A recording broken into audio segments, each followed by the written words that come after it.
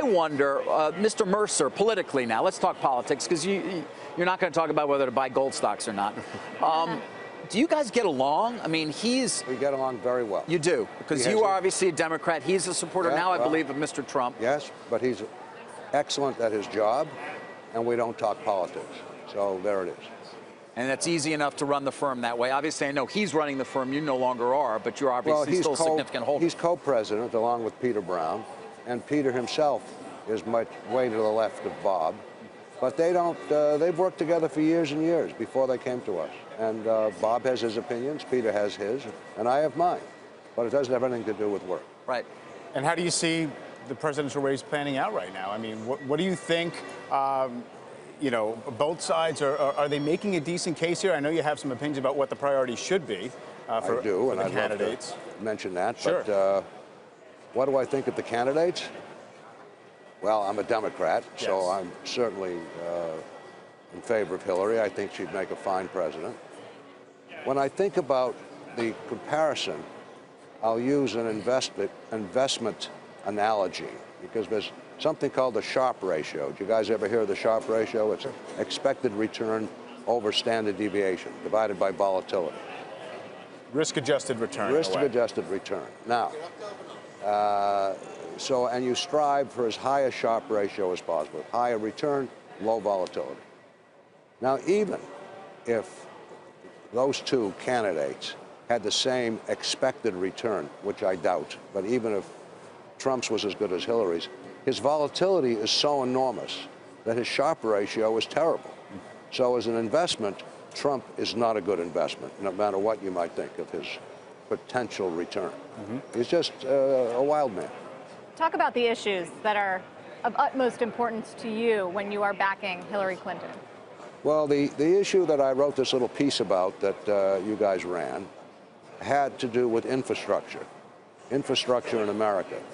And in fact, we have neglected our infrastructure for 20 years. It will cost trillions to get it back where it was. And it's a shame. And now there's no better time to address ourselves to rebuilding America and rebuilding its infrastructure. First place, it's gone down considerably. A new airport, for example, hasn't been built for 20 years. The roads are bad, the bridges are bad. The electric grid needs a whole overhaul. So it's time to do it, overtime to do it. There are lots of folks out of jobs who could usefully be employed. Millions could be employed doing this. And interest rates are at all-time lows. So it's a no-brainer. I mean, if you can borrow money, the government can borrow money at 1.5% for 20 years, or for 10 years, why not make an investment?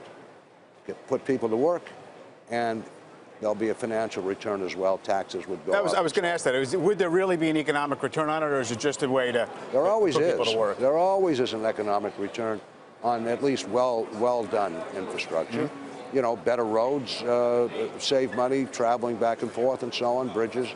The greatest example ever was the Erie Canal, which was a huge undertaking and brought great wealth to New York and to the United States. So well-done infrastructure is very, very important. So if it's a no-brainer, why aren't we talking about it more in Washington? Well, maybe it's because we have no brains. No, tax policy is not, I don't see where it's in need of any kind of major change. I have a strong belief that we should put more money into our science enterprise. NIH has gone down, National Science Foundation has gone down. Those places should be built back up. That's a very important, I think, investment in our country. And we could do more with STEM education, for example. So those are things, and again, that's infrastructure too. Science is the foundation of ultimate technology and so on, and it also brings a lot of smart people into the United States to study if our science is top-notch. And I was just in CERN the other day, a couple of days ago, out in Switzerland. And, well, CERN would not be the great center that it is if we had gone through and built a superconducting super collider of 20 years ago, which we canceled, and that was too bad because high energy physics is now centered in Europe more than it is in the United States. Okay, we've lost that, but there's plenty that we can hold on to. Hey CNBC fans, thanks for checking out our YouTube channel. Here you're going to find videos packed with all of the information that you need to be smarter about your finances. You can subscribe by clicking right here and click on all the videos around me or the I right here to watch the latest from CNBC. Thanks for watching.